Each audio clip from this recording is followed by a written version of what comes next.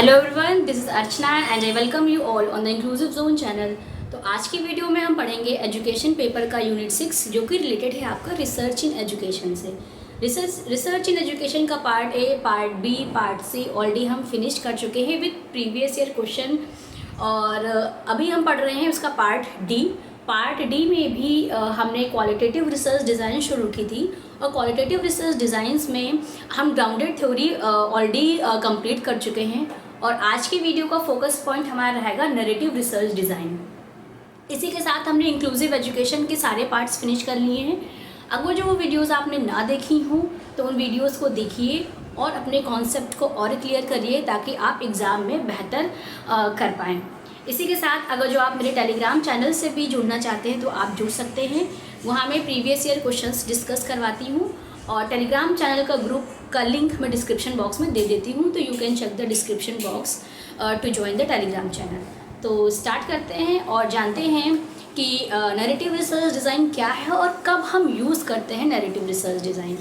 तो नरेटिव का मतलब क्या होता है? नरेशन, यानी किसी चीज़ को नरेट करना, बोलना, यानी स्टोरीज़ के फॉर्म में जब आप कोई चीज़ नरेट करते हैं तो उसको बोलते हैं नरेशन। इसी से हमारी आई नरेटिव रिसर्च डिज़ाइन जो कि आपके क्वालिटेटिव रिसर्च डिज़ाइन है। तो आपको ये याद रखना है कौन सी रिसर्च क्वालिटेटिव के अंदर, डिज़ाइन क्वालिटेटिव के अंदर आएगी, कौन सी क्वांटिटेटिव के अंदर आएगी। तो जो आपकी नरेटिव रिसर्च है that comes under qualitative research. तो जो नरेशन का मतलब होता है कि जब हम स्टोरी के फॉर्म में डिटेल लेते हैं, यानी कि detail tell story in detail, यानी कि जब हमें हमारी रिसर्च ऐसी है जहाँ पे हमें एक इंडिविजुअल, ठीक है, आपको याद रखना है कि जब हम नरेटिव रिसर्च की बात करते हैं तो यहाँ पे हम सिर्फ एक इंडिविजुअल की बात करते हैं और उस एक इंडिविजुअल की जो भी लाइफ स्टोरी है उसको स्टोरी के फॉर्म में मीनिंग निकालते हुए अपनी लैंग्वेज में हम उसको लिखते हैं। ये होता है हमारा नरेटिव रिसर्च डिज़ाइन। तो क्या है? Narrative means to narrate, that is tell story in detail. जब हम एक स्टोरी को डिटेल में बताते हैं उसको हम बोलते हैं नरेशन, ठीक है। उसी से हमारा निकल के आया नरेटिव रिसर्च डिज़ाइन। नेक्स्ट है research describes the lifes of individual. ये एक ऐसी रिसर्च है जो इंडिविजुअल के लाइफ्स को डिस्क्राइब करती है। एग्जाम्पल जैसे ऑटोबायोग्राफी हो गई, है ना, बायोग्राफी होगी, मेमोरीज होगी, ये सब कैसी है? ये सब हमारी नरेटिव रिसर्च डिज़ाइन के अंदर आती हैं। जैसे ऑटोबायोग्राफी। अब ऑटोबायोग्राफी का मतलब क्या होता है कि जो सपोज मैं हूँ तो मैं अपने बारे में, अपने लाइफ के एक्सपीरियंसेस को जब मैं खुद लिखती हूँ तो वो क्या होती है? ऑटोबायोग्राफी होती है। और बायोग्राफी क्या होती है? जब किसी के बारे में कोई दूसरा पर्सन लिखता है, सपोज मेरे बारे में कोई दूसरा पर्सन लिखेगा तो वो क्या हो जाएगी? मेरी बायोग्राफी हो जाएगी, ठीक है। तो जब हम किसी के लाइफ्स के इंडिविजुअल के बारे में ऑटोबायोग्राफी, बायोग्राफी या मेमोरीज के फॉर्म में एक रिसर्चर किसी के बारे में डेटा कलेक्ट करता है तो उसको क्या बोलते हैं? नरेटिव रिसर्च बोलते हैं।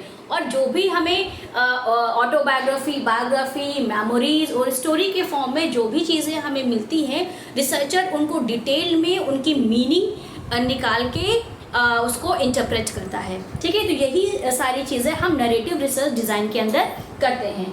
देन है ये जो लाइन ब्लैक से लिखी हुई है, ये आपकी नरेटिव रिसर्च डिज़ाइन का फोकस पॉइंट है, ये मेन की पॉइंट है जिससे आपको समझ में आएगा कि नरेटिव रिसर्च डिज़ाइन वास्तव में है क्या और हम क्या क्या चीज़ें इसमें करते हैं। तो क्या है? Focus is on. Narrative research design का फोकस किस पे होता है? Studying a single person. ये आपको याद रखना है कि नरेटिव रिसर्च डिज़ाइन में हम एक सिंगल पर्सन की बात करते हैं, एक सिंगल पर्सन को स्टडी करते हैं।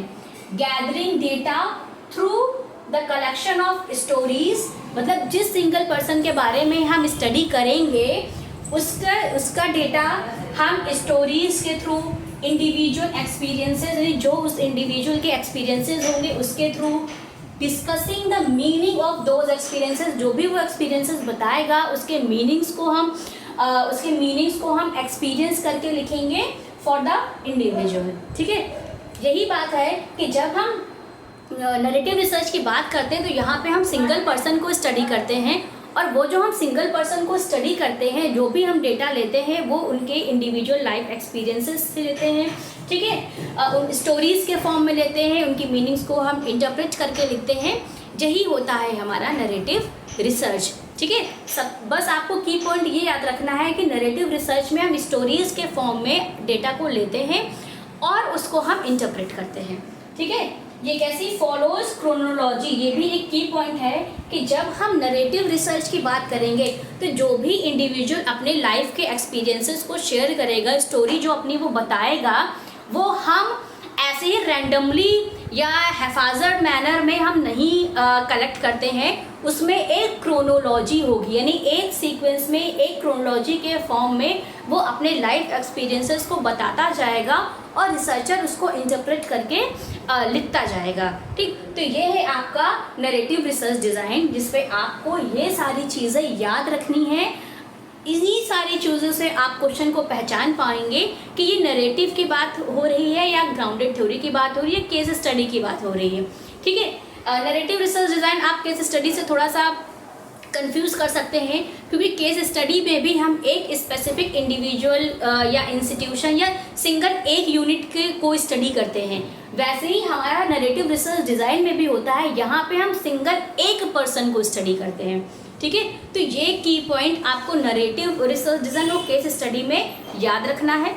केस स्टडी में हम एक सिंगल यूनिट को स्टडी करते हैं जिसमें कोई एक स्पेशल कैरेक्टरिस्टिक हो, है ना, और वही हम नरेटिव रिसर्च डिज़ाइन में एक सिंगल पर्सन को स्टडी करते हैं और जो भी उनके ऊपर जो भी हम स्टडी करेंगे उनके लाइफ के एक्सपीरियंसेस को एक क्रोनोलॉजी के फॉर्म में लिखते हैं, है ना, स्टोरीज़ के फॉर्म में मीनिंग निकाल के इंटरप्रेट करते हैं। तो ये हमारा होता है नरेटिव रिसर्च डिज़ाइन के अंदर।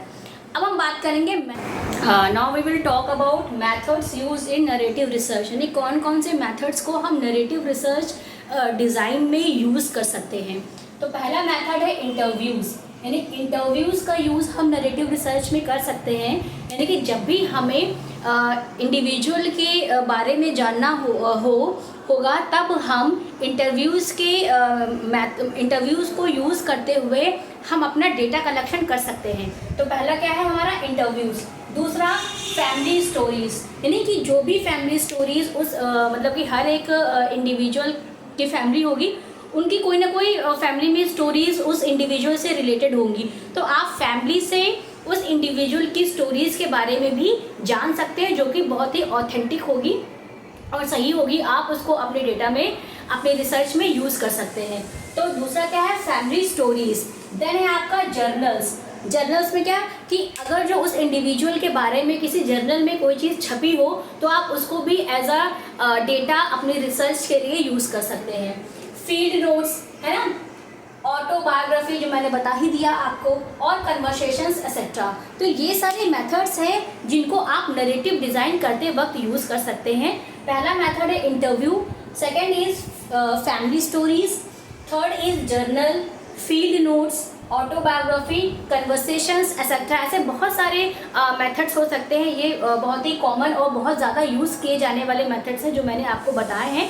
इन मेथड्स को हम नरेटिव रिसर्च डिज़ाइन में यूज़ करते हैं। तो ये आपके की पॉइंट्स भी बन सकते हैं कि अगर जो आपके एग्ज़ाम में कोई क्वेश्चन ऐसा आता है जिनमें ये सारे की पॉइंट्स पाए जाते हैं, तब भी आप ये गेस कर सकते हैं कि ये नरेटिव रिसर्च डिज़ाइन की बात हो रही है। देन हम बात करते हैं characteristics of narrative research design.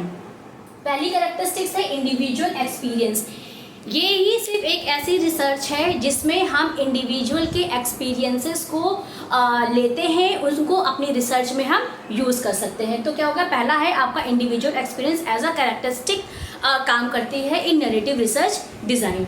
Then है आपका chronology of experiences, most important, कि जब भी हम नरेटिव रिसर्च डिज़ाइन का यूज़ करेंगे तो हमें अपने डेटा को कलेक्ट करते हुए, इंडिविजुअल की स्टोरी को सुनते हुए हमें क्रोनोलॉजी का ध्यान रखना है। तो क्रोनोलॉजी मेन और मेजर रोल प्ले करती है आपकी नरेटिव रिसर्च डिज़ाइन में। तो क्रोनोलॉजी ऑफ एक्सपीरियंस यानी कि टाइम, कौन से टाइम में कौन सी घटना घटी, कौन से टाइम में कौन सी कन्वर्सेशन हुई, तो ये सारी चीज़ें आपको उस इंडिविजुअल से रिलेटेड याद रखनी है। यही है आपका क्रोनोलॉजी ऑफ एक्सपीरियंसेस। देन है कलेक्टिंग इंडिविजुअल स्टोरीज, इंडिविजुअल की स्टोरीज को हम कलेक्ट करते हैं। देन है रीस्टोरिंग, यानी कि जो भी हम इस एक इंडिविजुअल ने, यानी जिसके ऊपर हम अपनी रिसर्च कर रहे हैं, उस इंडिविजुअल ने अपनी हमें स्टोरी सुनाई, अब उस स्टोरी को हम रीस्टोरिंग करते हैं, यानी कि अपने जो स्टोरी एक रिस्पोंडेंट ने बता दी, अब उस स्टोरी को रिसर्चर फिर दोबारा रीस्टोरी करता है, समझता है, मीनिंग निकालता है। ठीक है, तो ये भी क्या है, एक कैरेक्टरिस्टिक है आपकी नैरेटिव रिसर्च डिज़ाइन की। देन एक कॉन्टेक्स्ट और सेटिंग, किस संदर्भ में बात की जा रही है, किस सेटिंग में बात की जा रही है, ये भी बहुत मेजर रोल प्ले करता है नैरेटिव रिसर्च डिज़ाइन में। देन है कोलैबोरेशन विद पार्टिसिपेंट्स, यहाँ पे जो भी पार्टिसिपेंट होता है उसके साथ रिसर्चर कोलैबोरेट करके अपने डेटा को लेता है, क्योंकि जब तक आप रैपिड बिल्डिंग नहीं कर पाएंगे, आपका एक रैपो बिल्ड नहीं हो पाएगा रिस्पोंडेंट के साथ, तब तक आपको ऑथेंटिक और वैलिड डेटा मिलना बहुत ही मुश्किल होता है। तो ये है आपकी कैरेक्टरिस्टिक्स। पहली है इंडिविजुअल एक्सपीरियंसेस, देन है chronology of experiences, collecting individual stories, restory, context और सेटिंग, कोलैबोरेशन विद पार्टिसिपेंट्स। तो ये कुछ आपके इधर ये आपके मेथड्स लिखे हुए हैं, इस साइड ये आपके मेथड्स लिखे हुए हैं, और ये आपकी कैरेक्टरिस्टिक्स लिखी हुई है जो कि नैरेटिव रिसर्च डिज़ाइन की हैं। अब हम पढ़ेंगे types of narrative research design के। Now we will talk about types of narrative research. तो पहली नैरेटिव रिसर्च है ऑटोबायोग्राफी। ऑटोबायोग्राफी क्या होती है कि जब सपोज़ कि मैं अपने बारे में खुद लिखूं, अब मेरे लाइफ के जो एक्सपीरियंसेस हो, मेरी जो लाइफ की हिस्ट्री हो, जब मैं खुद लिखूं तो वो होती है हमारी ऑटोबायोग्राफी। तो ऑटोबायोग्राफी एक नैरेटिव रिसर्च का टाइप है। दूसरी है हमारी बायोग्राफी, जो कि मैंने आपको बताया कि जब एक ऑथर दूसरे के बारे में लिखता है, सपोज़ मेरे बारे में अगर जो कोई दूसरा पर्सन लिखेगा तो वो क्या हो जाएगी, बायोग्राफी हो जाएगी। देन है personal narrative. Personal narrative is also a type of narrative research. अब पर्सनल नैरेटिव में क्या होता है, फोकसेस ऑन अ सिंगल और मल्टीपल एपिसोड्स, यानी कि जिस पर्सन के लाइफ के एक्सपीरियंसेस को, लाइफ की स्टोरी को हम जान रहे हैं, उसके हम लाइफ में जो मल्टीपल एपिसोड्स, जो मल्टीपल घटनाएं एक या एक से ज़्यादा घटी हुई होती हैं, उनके बारे में हम लिखते हैं। तो ये क्या होते हैं, आपके पर्सनल नैरेटिव्स होते हैं। देन है आपका लाइफ स्टोरी और हिस्ट्री। लाइफ स्टोरी और हिस्ट्री क्या है, जब हम उस इंडिविजुअल के बारे में, उसकी एंटायर लाइफ को हम पोर्ट्रेट करते हैं, एंटायर लाइफ के बारे में हम बताते हैं, तो वो हमारा होता है लाइफ स्टोरी और हिस्ट्री। तो ये आपके कुछ टाइप्स हैं नैरेटिव रिसर्च के। पहला टाइप है ऑटोबायोग्राफी, दूसरा टाइप है हमारा biography, personal narrative, life story और हिस्ट्री। तो ये है आपकी नैरेटिव रिसर्च डिज़ाइन। तो इस वीडियो में इतना ही। तो आज की वीडियो में हमने कॉन्सेप्ट ऑफ नैरेटिव रिसर्च के टाइप्स, मेथड्स, कैरेक्टरिस्टिक्स, इतनी सारी चीज़ें हमने पढ़ी। और नेक्स्ट वीडियो में मैं आपको एडवांटेजेस एंड डिसएडवांटेजेस के बारे में बताऊंगी, और steps of conducting narrative research design के बारे में डिस्कस करेंगे। तो आज की वीडियो में इतना ही। मिलते हैं नेक्स्ट वीडियो में नैरेटिव रिसर्च के पार्ट 2 के साथ। तब तक के लिए थैंक यू। और अगर जो आपको वीडियोज़ अच्छी लग रही हो तो इन वीडियोज़ को लाइक करें, चैनल को सब्सक्राइब करें and share with your friends also.